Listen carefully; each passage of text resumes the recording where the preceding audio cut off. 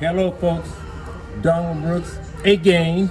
But first, before I go any further and introduce my very, very special guest, let me apologize for the music. I don't like it. I don't like the choice of music, and I'm a music lover. But music has its place. Not while I'm trying to do the Donald Brooks show, but anyway, bear with us. This young lady is a friend of mine that I've known for years. Matter of fact, she knew me when I had a little more hair and I think it was a little darker. When you say so, her name is Ashley. Would you like to say hello to the Donald Brooks fans? Hi, people. I'm trying to eat my French fries. Yeah, we're eating. And he wants me to talk. So just bear with me. Yes, bear with us. Please cut us some slack. I don't usually eat fast food. And this is not one of my favorite fast food places. But one thing about fast food, they have it where it's convenient. And it was convenient for me to come here. So that's why I'm here.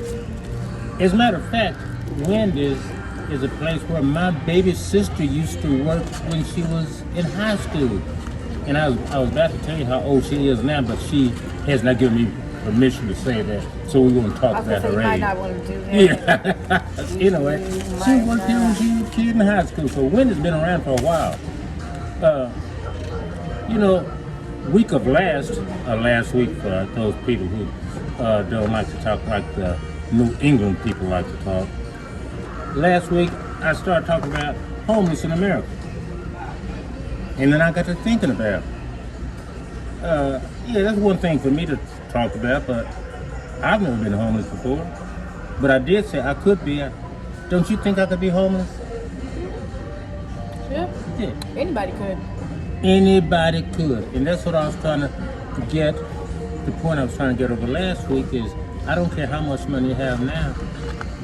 It's not guaranteed that you have it. Nothing's guaranteed in this world. A lot of people are one paycheck away from being under that bridge.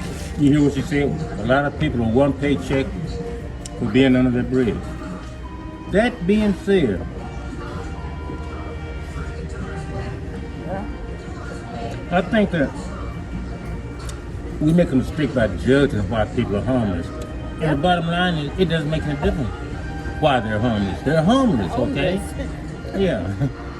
But one question I have, and I'm going to ask her because I don't want you to think that she is right out the street, but you have, at some point in your time, been without a place to stay, right? Yes. Which is- I am currently not homeless. Yeah. I have not been homeless for years. No, but, I did. But in my younger days, in my youth, I have experienced that. And of course, it was because of my own stupidity and choices that I made.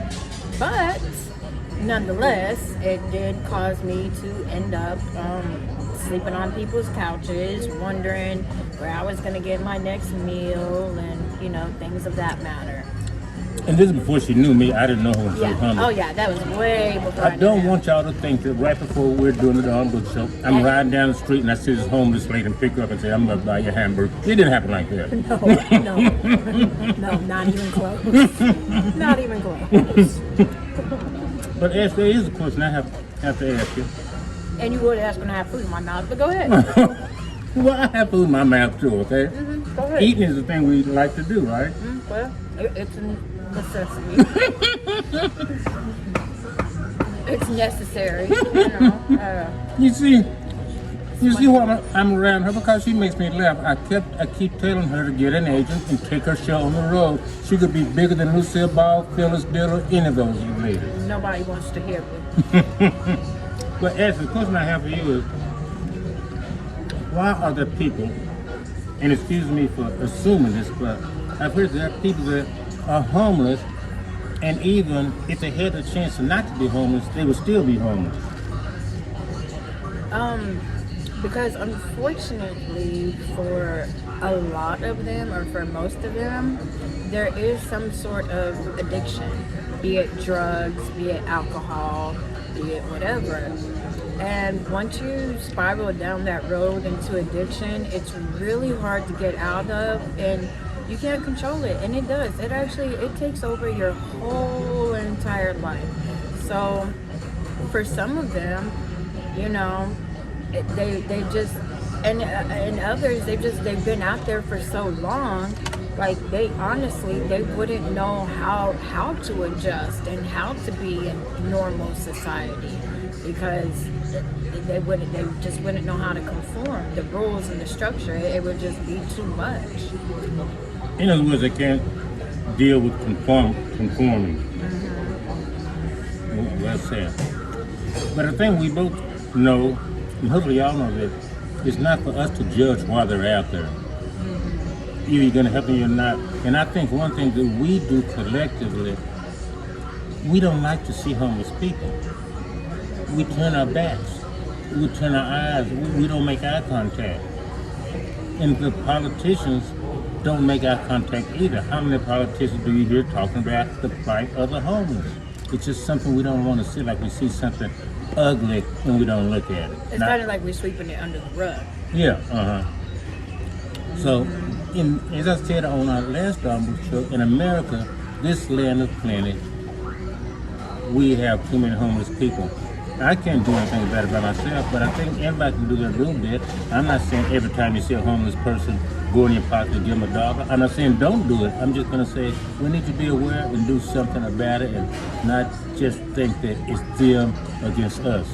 Hey, anybody, as Ashley said, anybody can be homeless. I don't know if you know this or not, but since we're here in Austin, one of the most famous homeless Austin people was Leslie. I don't know, was Leslie.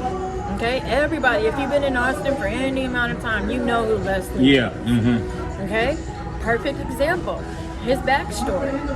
Leslie wasn't always homeless. Leslie actually ran for the mayor of the town. Leslie used to actually be a defense attorney. He was an attorney.